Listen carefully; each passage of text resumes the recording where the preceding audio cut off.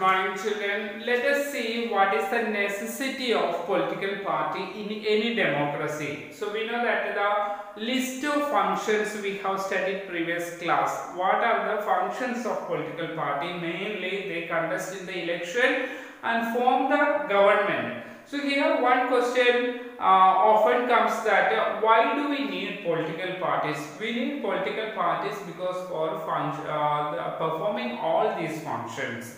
What are the functions we study? For performing all these functions, political parties are necessary. So still we need to ask why modern democracies cannot exist without political parties.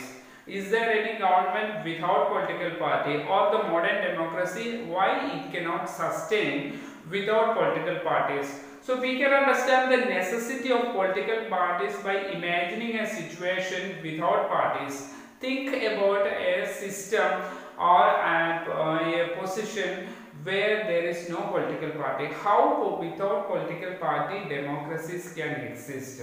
So here every candidate in the elections will be independent. If there are no political parties, all candidates will be independent. So what problem arises here? One will be able to make any promise, will not be able to make any promise to the people. We know that if there is a political party, they have a common agenda. So all political party candidates have to follow the common agenda. The political leadership or the party leadership can promise the people what they are going to implement. So based on that political policy, they can campaign the people and win the election. If all candidates are independent, they may not be able to promise the people what policy they can follow, or no promise can be made to the public. So here, no one will be responsible if for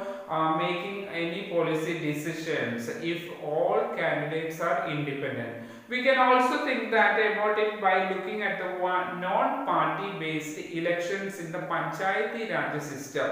In Panchayat, smaller areas, in the rural areas, in the Panchayati Raj system, we can find out some of the candidates who work without party. So they contest without party, independent candidates in many of the cases. Okay, so the parties do not contest formally. It is generally noticed that the villages gets split into more than one faction. Each puts up a panel of its candidates. In such cases, if there are no political parties in the panchayat elections, we know that many of the villages are divided into different factions. From each faction there are people to decide, a panel decide its candidates. So this is exactly what the party does also, but that is the reason we find political parties in almost all the countries of the world.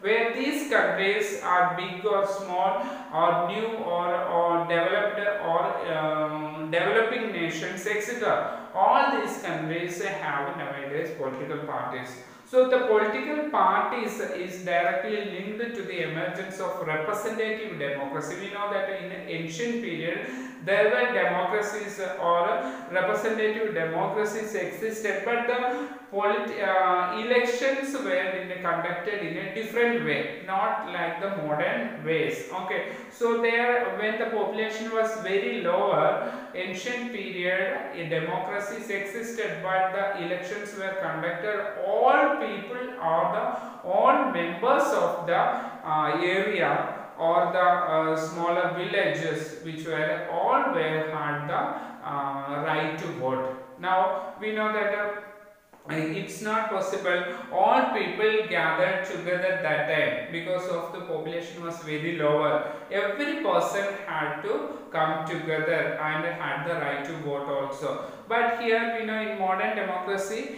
all people, it's not possible to come together, gather together in particular area, so that the large populated areas are divided into different units and each one has different polling stations, etc., which is arranged in a modern way. So that is a modern democracy working out or functioning. So So here a society is also become very large and complex. Now the population has increased so much, so they need some ways to bring various representatives together to form the government.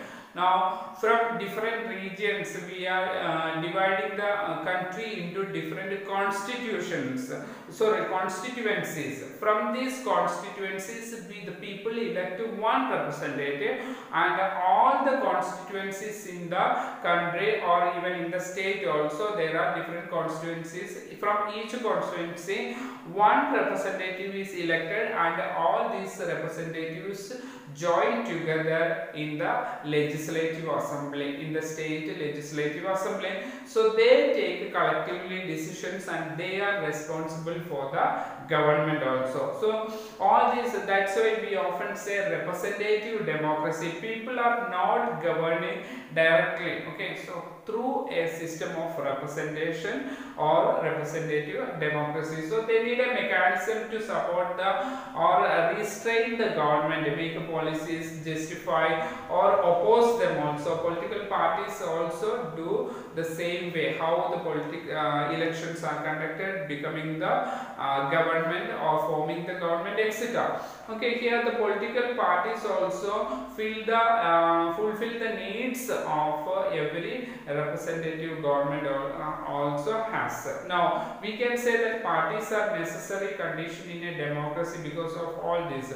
And individual candidates, or instead of individual candidates or independent candidates, party candidates are more winning in the elections. We know that independent candidates, there are very rare chances of winning election, and because of they cannot promise the people in particular way, but political parties have some particular agenda and they promise the people what they can do or what welfare activities they can do for the people. So in the coming class we will study about more about how many political parties should we have, or what are the important political parties in our country.